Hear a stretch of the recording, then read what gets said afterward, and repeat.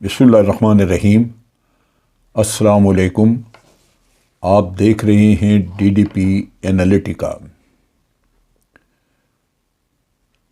آج ملک میں جو سیاسی حالات ہیں وہ کس نہج پہ جا کے رکتے ہیں، کیا آگے معاملات بنتے ہیں، ان کی ڈائریکشن کیا ہوگی، ہر روز ایک نیا معاملہ، نیا قصہ،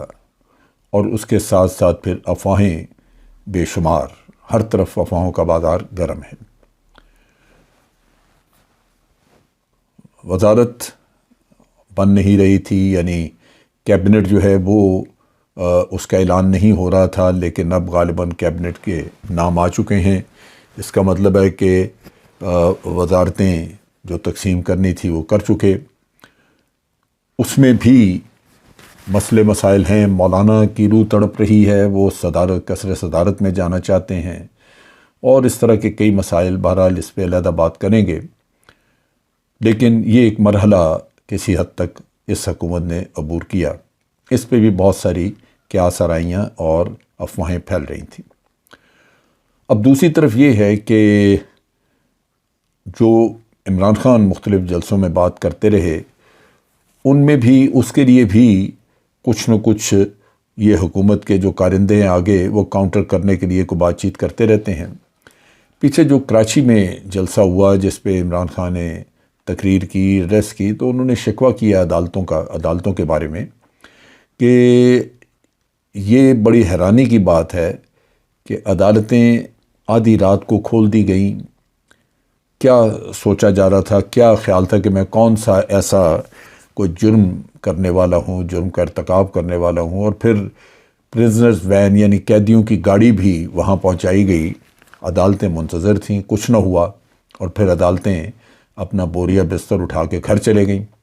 انہوں نے عدالتوں کے کردار کے اوپر کچھ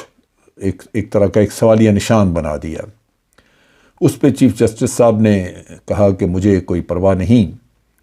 کہ سوشل میڈیا میں ہماری عدالتوں کے بارے میں کیا کہا جاتا ہے، ہم یہاں انصاف دینے بیٹھے ہیں، اور عدالتیں 24 گھنٹے انصاف دینے کے لیے تیار ہیں۔ یہی وہ چیزیں ہیں جو کہ عدالتوں کے اوپر اعتماد ختم کرتی ہیں۔ آپ سوچئے ہوا کیا جب پی ٹی آئی کی طرف سے ایک ریویو پٹیشن گئی جو کہ اسی فیصلے کے بارے میں تھی جو پارلیمنٹ میں ڈپٹی اسپیکر کی رولنگ کے اوپر سپریم کورٹ نے دیا تھا، تو اس پٹیشن کو واپس کر دیا گیا یہ کہہ کے کہ عدالت کا ٹائم ختم ہو چکا ہے، عدالت بند ہو چکی ہے۔ چیف جسٹس کہہ رہے ہیں کہ 24 گھنٹے عدالت جو ہے وہ انصاف دینے کے لیے کھلی ہے۔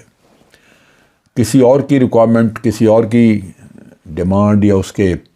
مطالبے پہ عدالتیں آدھی رات کو بھی کھلتی ہیں، لیکن دن میں دفتر ٹائم گزر جانے کے بعد پی ٹی آئی کی پٹیشن جو ہے وہ قبول نہیں کی گئی۔ اسی طرح آپ اگر دیکھیں لاہور ہائی کورٹ کا رویہ، تو وہ چھٹی والے دن غالباً گھر جا کے، جبکہ بیسمنٹ میں چھپے بیٹھے تھے میاں صاحب کی فیملی کے لوگ، تو وہاں ان کو ضمانتیں مہیا کیں۔ اعتزاز احسن نے ایک انٹرویو میں کسی میں بات کی اور انہوں نے کہا کہ یہ عدالتیں نہیں، یہ لگتا یوں ہے کہ یہ شریف ریلیف کورٹس ہیں، یعنی وہ عدالتیں ہیں جہاں سے شریف خاندان کو ریلیف دیا جا سکے۔ یہ انتہائی میں سمجھتا ہوں کہ تکلیف دہ چیز ہے۔ ایک سوسائٹی جس میں ظلم ہو، بربریت ہو، تو مظلوم کا آسرا عدالتیں ہوتی ہیں، کیونکہ ان کو پتہ ہوتا ہے انڈیویجول کو، مظلوم کو، کہ مجھے وہاں سے انصاف ملے گا، تو وہ ظلم کے خلاف بجائے قانون کو ہاتھ میں لے وہ انصاف کا دروازہ کھٹکھٹاتا ہے۔ لیکن یہاں بدقسمتی یہ ہے کہ انصاف صرف اور صرف ان لوگوں کو ملتا ہے جن کے ساتھ معاملات وابستہ ہیں، یا جو اقتدار میں ہیں، یا جن کے آپ کہہ لیجئے کہ ان کا اثر رسوخ ہے ان عدالتوں کے اوپر۔ نتیجہ یہ ہے کہ بہت سارے معاملات میں ہمارے پیچیدگیاں پیدا ہو گئیں عدالتوں کے فیصلوں کی وجہ سے۔ بہرحال عدالتیں خود مختار ہیں، میں اس کے بارے میں مزید کیا کہوں، یہ خود چیف جسٹس صاحب اور عدالتوں نے سوچنا ہوگا کہ عوام کا اعتماد ان عدالتوں پہ کیسے بحال کیا جائے۔ اب اسی عدالتی ریفرنس سے ایک پریس کانفرنس کی مریم اورنگزیب، جن کا کہ PMLN سے تعلق ہے، ان کی اسپوکس پرسن بھی ہیں، اس نے کہا کہ یہ عمران خان پوچھتے ہیں کہ عدالتیں رات کو کیوں کھولی گئیں؟ وہ اس لیے کہ آپ پارلیمنٹ پہ حملہ کرتے ہیں، حالانکہ پارلیمنٹ پہ کوئی حملہ ہوا نہیں۔ ایک PTV پہ کچھ لوگ چڑھ دوڑے تھے دھرنے کے دنوں میں، اور اس کے بارے میں ایک کیس بھی چلتا رہا جو غالباً میرا خیال ہے خارج ہو گیا، لیکن وہ آج بھی اس کا نعرہ لگتا ہے۔ اور کون کہتے ہیں یہ لوگ؟ یہ وہ کہتے ہیں جنہوں نے عدالتوں کے اوپر حملے کیے ہوئے۔ سپریم کورٹ کے اوپر میاں صاحب کے پچھلے دور کا بہت مشہور ایک حملہ تھا جو انہوں نے کیا، اور عدالتوں کو استعمال کرنے کا تو وہ آپ کے سامنے ثبوت ہے۔ جسٹس قیوم ملک کی اور شہباز شریف صاحب کی آڈیو جس میں وہ بات چیت کر کے تو ان کو ڈکٹیٹ کر رہے ہیں یا بتا رہے ہیں جسٹس قیوم کو کہ فلاں فلاں کو سزا دینی ہے آپ نے۔ تو ایسے لوگ جو کہ خود یہ سارا کچھ کرتے رہے ہیں، ان کو زیب نہیں دیتا کہ وہ اس طرح کی احمقانہ باتیں کر کے تو لوگوں کو گمراہ کریں۔ لیکن بہر صورت ایک تو یہ بات انہوں نے کی کہ جناب عدالتیں اس لیے کھولی گئیں کہ آپ پارلیمنٹ پہ حملہ کرنے والے تھے، جو کہ نہیں ہوا، جھوٹ جو ہے وہ سامنے آ گیا۔ دوسری بات جو اس نے کی وہ بڑی، میں سمجھتا ہوں بڑی معنی خیز ہے، اور وہ معنی خیز میں اس لیے سمجھتا ہوں کہ وہ جو سازش تھی اس حکومت کو باہر نکالنے کی، اس کا وہ نقطہ عروج ہے، یعنی وہ بالآخر جس نتیجے پہ پہنچانا تھا ان لوگوں کو، وہ میں سمجھتا ہوں کہ وہ اس پریس کانفرنس میں دوسرا جو بات کی گئی وہ اس طرف اشارہ کرتی ہے۔ مریم اورنگزیب نے کہا کہ ٹھیک ہے جو کہنا کہہ لیں، یہ 30 دن کی بات ہے، پھر آپ کو سزا ہونی ہے۔ ان کو کیسے پتہ ہے کہ سزا ہونی ہے؟ اگر یہ طے شدہ ہے پھر تو میں سمجھتا ہوں کہ یہ ان کو بھی پتہ ہوگا، اس لیے کہ ایک بات طے شدہ ہے کہ سزا دینی ہے۔ اور وہ آپ سب جانتے ہیں کہ یہ فارن فنڈنگ کا کیس ہے جس کے اوپر سزا کی بات وہ کر رہی ہیں۔ 30 دن کا اسی کے اوپر اسلام آباد ہائی کورٹ نے ٹائم دیا کہ 30 دن کے اندر اس کا فیصلہ کیا جائے۔ اب جہاں تک 30 دن میں PTI کے کیس کا فیصلہ کرنا ضروری ہے، وہاں ان کے بھی فارن فنڈنگ کے کیسز ہیں، PMLN کے اور پیپلز پارٹی کے۔ اگر آج وہ کھولے جائیں تو ان میں تو میرا خیال ہے زیادہ بدبودار قصہ نکلے ایز کمپیئر ٹو PTI، کیونکہ وہ تو پرانی پارٹیاں بہت عرصے سے فنڈنگ کر رہی ہیں، لے رہی ہیں فارن فنڈنگ اور کھا پی رہی ہیں۔ تو بہر صورت نظر آتا ہے کہ آپ کا نشانہ کہاں پہ ہے۔ لہٰذا اس سازش کا یہ میں سمجھتا ہوں کہ ایک فائنل ایکٹ ہوگا جس میں کہ ان کو شاید سزا دی جائے یا ان کو پارٹی پہ پابندی لگائی جائے، سیاست ان کی ختم کی جائے۔ یہ میرا اندازہ نہیں، یہ میں جو سن رہا ہوں خبروں میں یا جو کچھ یہ لوگ کہہ رہے ہیں، جیسے مریم اورنگزیب نے بات کی، تو اس سے یہ اندازہ ہوتا ہے کہ سازش بالآخر یہ رستہ اختیار کرے گی یا اس منزل تک لے کے جائے گی آپ کو۔ جہاں تک قانون کا تعلق ہے، یہ دھمکیاں کہ جی عمران خان کو اریسٹ کر لیا جائے گا یا سزا دے دی جائے گی یا PTI بین ہو جائے گی، میرا نہیں خیال کہ اس کا کوئی قانونی جواز ہے، کیونکہ بڑی چیز واضح ہے کہ فنڈنگ ایک وقت پہ اگر آپ کسی غلط فہمی کی بنیاد پہ یا علم نہیں ہے اور اس کی وجہ سے آ رہی ہے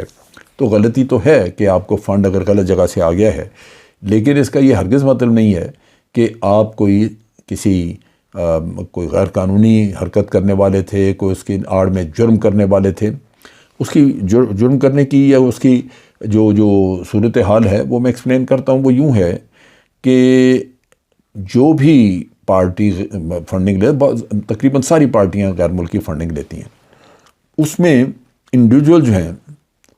وہ فنڈ دیتے ہیں۔ مثلا پاکستانی پارٹیاں ہیں، جو لوگ PTI کو فنڈ دینا چاہتے ہیں وہ پاکستانی دوسرے ملکوں میں جو آباد ہیں وہ PTI کو دیں گے، جو مسلم لیگ سے تعلق ہے جن کا، یا جو اس کو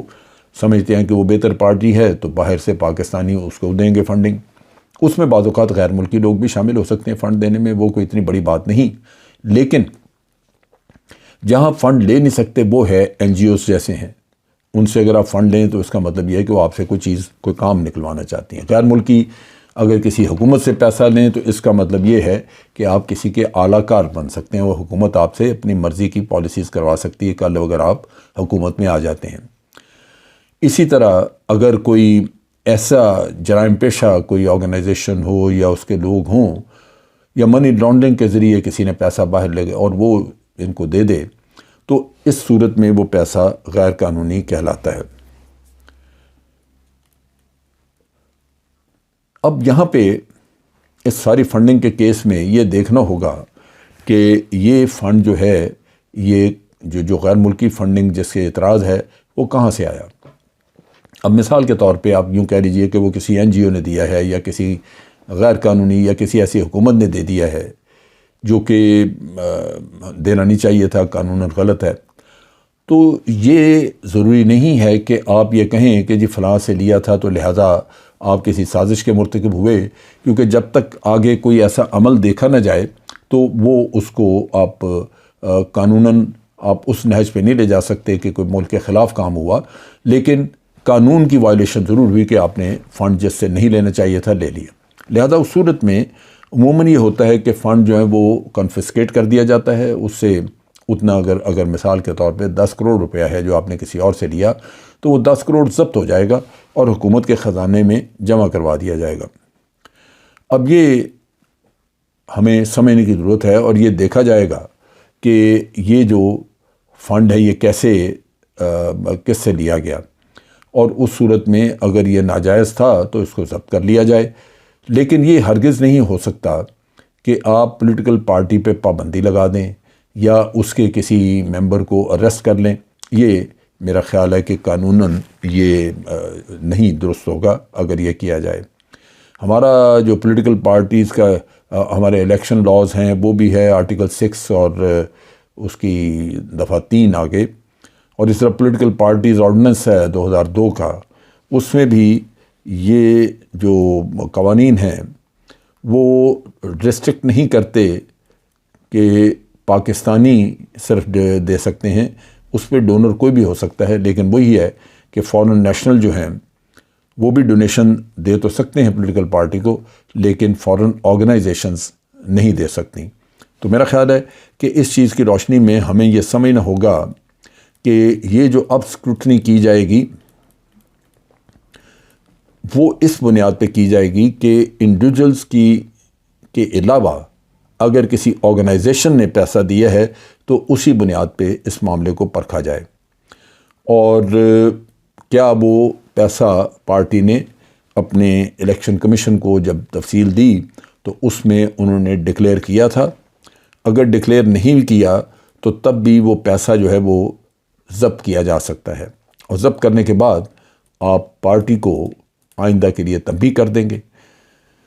اگر تو یہاں تک معاملہ چلتا ہے تو میرا خیال ہے ٹھیک ہوگا، لیکن اس کے علاوہ کچھ ہوا تو جیسے میں ماحول دیکھ رہا ہوں ملک کا، میرا نہیں خیال کہ پاکستان کے عوام کسی اور فیصلے کو قبول کریں گے۔ ایسا فیصلہ جو پی ٹی آئی یا عمران خان کے رستے میں رکاوٹ ڈالی گئی یا اس کو بلاک کرنے کی کوشش کی گئی یا اس کو پالیٹکس سے نکالنے کی کوشش کی گئی، وہ میرا خیال ہے کہ آج کل کے کشیدہ ماحول میں وہ ملک کے لیے خطرناک ثابت ہو سکتا ہے، اور ہو سکتا ہے کہ اس کی وجہ سے کافی انتشار پیدا ہو، اور پھر باہر بیٹھے ہوئے پاکستان کے دشمن وہ اس سے ہر طرف فائدہ اٹھانا چاہیں گے۔ اس سے بچنا چاہیے، ملک میں انتشار کسی بھی صورت ہونا نہیں چاہیے۔ ہم پہلے ہی انتشار کی وجہ سے، آپس کی نا اتفاقی کی وجہ سے مالی اور معاشی طور پہ بہت پیچھے ہیں۔ یہ آخری ایک صورتحال ایسی اگر خراب پیدا ہوئی جہاں کرونا سے بچا کے آج نکلے ہیں تو میرا خیال ہے کہ وہ ہمارے معیشت کے لیے ایک زہر قاتل ہوگا۔ آج کے لیے اتنا ہی۔ افواج پاکستان زندہ باد، پاکستان پائندہ باد۔